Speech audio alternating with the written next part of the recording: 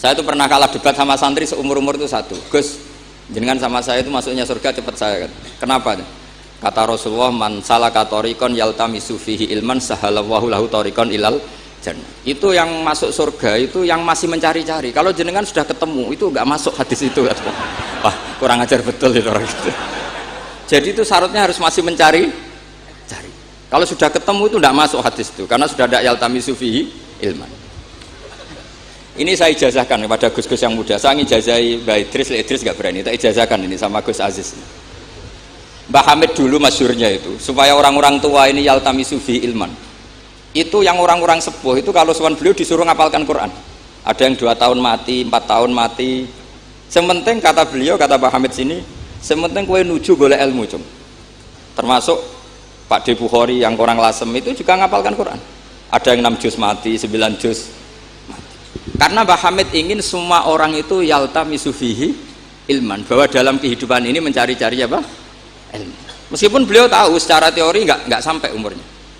Makanya kalau suwun yang sepuh-sepuh ini juga terus daftar wali nanti, terus belajar. Tapi jangan buku yang menyesatkan. Nah, kenapa begitu? Karena ulama dulu tuh ingin semua orang itu melakukan hasanatin qad qadoha wa hasanatin yang tadziru. Tapi Rasulullah karena tahu kalau orang terlalu kepedean itu masalah. Terus Nabi juga ngendikan wal mu'min baina makhofaten. Orang mukmin dalam ketakutan dua. Yaitu baina ajalin qad madha la yadri mawahu qadin fihi, mawahu saniun fihi. Wa baina ajalin qad baqiya la yadri mawahu qadin fihi. Itu betapa Rasulullah itu jami'ul kalim. Orang yang kalau ngendikan itu mudah difahami. Tapi kamu jangan selalu gembira, kamu itu punya 2 ketakutan, dihimpit 2 ketakutan. Yaitu ketakutan masa lalu kamu, yang kamu tidak tahu Allah akan memperlakukan kamu kayak apa. Dan ajal yang akan datang, kamu juga gak pernah tahu nanti kamu diperlakukan Allah kayak apa. Makanya terus ulama-ulama kalau ngarang itu biasanya dibabkan kitabul khaufi war roja. Jadi rojaknya karena al-mu'min baina hasanatin, yaitu hasanatin qad qadoha wa hasanatin yantaziruha. Tapi juga al-mu'min baina makhofaten baina ajalin qad madha la yadri mawahu saniun fihi wa baina ajalin qad baqiya la yadri mawahu qadin fihi. Sehingga orang Islam semuanya stabil, ada khauf, ada raja. Dan itu lagi-lagi di kitab Ihya, kitab yang dimulazamai Mbah Mun, dimulazamai Mbah Hamid. Saya sampai sekarang masih terus belajar Ihya. Nak ra iso yo ngerpek. Saya sampai sekarang masih ngerpek kitab Ithaf itu. Karena saya punya Ihya itu 4 kalau nggak 5, cetakan Toha Putra, DKI, Darul Hadis Al-Qahirah. Saya biasanya kalau kitab induk punya sampai 4 sampai 5. Nggak tahu kalau ibu induk nggak tahu itu punya, nggak tahu saya. Pokoknya kalau kitab induk itu saya punya sampai 4. Karena sering salah cetak. Kenapa dulu sering salah cetak begini? Kalau seorang ulama ngarang itu ditungguin muridnya. Imam Buaiti nulis, Imam Buzani nulis, Imam Robi nulis.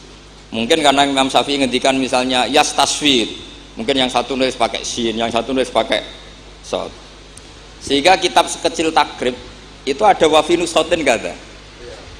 Nah, karena kalau sekarang kan nggak di komputer, kalau masternya sama ya sama.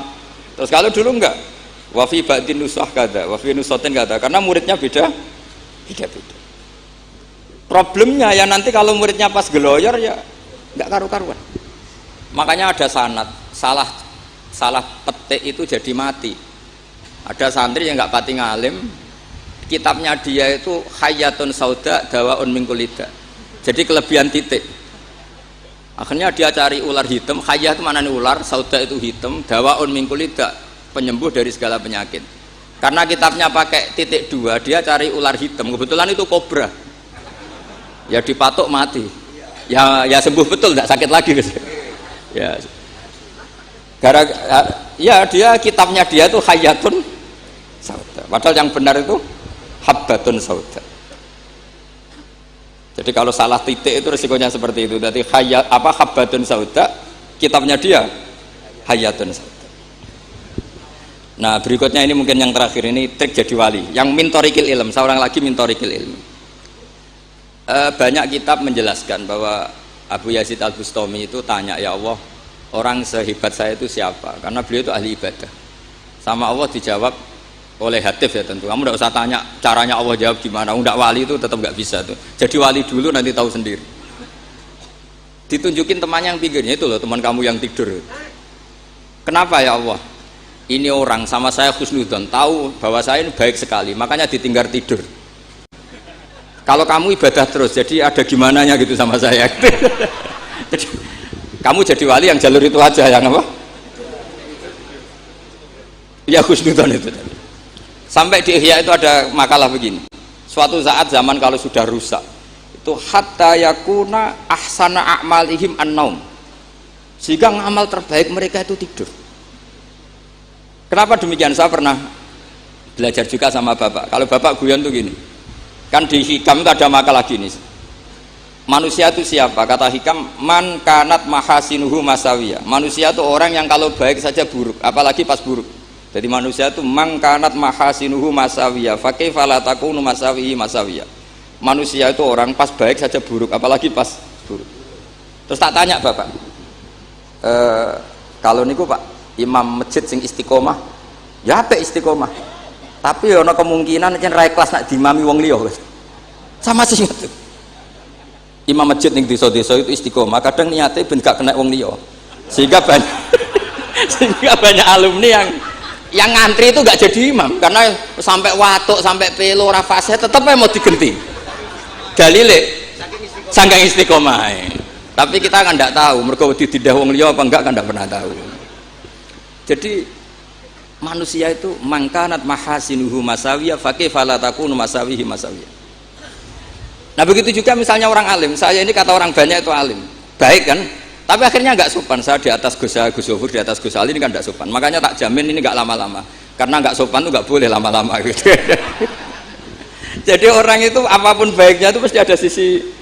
Itu guyonannya orang-orang alim dulu itu sampai gitu. Man kanat mahasinuhu masawiyah fakaifa la takunu masawihi masawiyah. Manusia itu orang yang saat baik saja ada buruknya, apalagi pas buruk.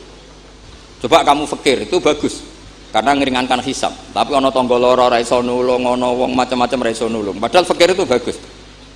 Allahumma ahyini miskinan wa amitni miskinan. Engko sugih ya apik iso nulung wong macam-macam, tapi mesti ono sombonge ora tak tulung ora urip kono.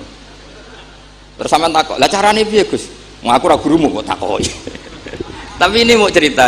Jadi saya tolong siapapun yang jadi wali itu pikirannya harus niru ulama-ulama dulu. Ini yang terakhir bapak dapat ijazah dari Pak Hamid itu gini, kalau mau ngaji atau baca apa, ya Allah saya niat kayak niatnya Syekh Abdul Qadir apa Al-Jilani, itu masyhur itu ijazah Pak Hamid. Karena kalau kita yang niat itu potensi salah, maka numpang niatnya Syekh Abdul Qadir Jilani. Setelah saya ngaji di sarang sama Mbah Mun, ternyata pola-pola itu dipakai. Daripada minta keliru, mendingan Allahumma inni as'aluka ma as'alaka bi abduka nabiyuka Muhammad wa asta'idzu bika masta'adza min habibuka nabiyuka Muhammad. Karena sekali doa itu keliru, itu masalah. Di Hikam itu ada cerita lucu, itu masyhur itu. Ada seorang wali tapi hamal, tukang mangkul barang di karena dia seorang wali, setelah dapat makan satu piring cukup pulang dia, karena dia tidak ingin kaya. Setelah itu ibadah terus. Lama-lama matur, ya Allah saya ini seorang wali, konsentrasi saya hanya ibadah, ngapain harus kerja jadi hamal, tukang manol, mbok kasih rezeki yang tanpa saya kerja. Singkat cerita sama Allah ditakdir dicurigai maling, terus dipenjara tiap pagi dapat makan, sore dapat makan. Terus tanya, ya Allah kenapa jadinya gini, kan kamu minta rezeki tanpa kerja. Ya di penjara itu gitu. Nah, makanya semenjak itu wali-wali itu gak berani doa karena sekali salah itu masalah. Termasuk doa minta jadi wali itu efeknya punya istri cerewet kata Gus Zofur. Karena itu satu paket katanya. Jadi wali tadi saya bikin 3 tip, Gus Zofur juga tipnya lebih keras lagi. Syaratnya harus punya istri apa tadi? Cerewet. Ya, wassalamualaikum warahmatullahi wabarakatuh.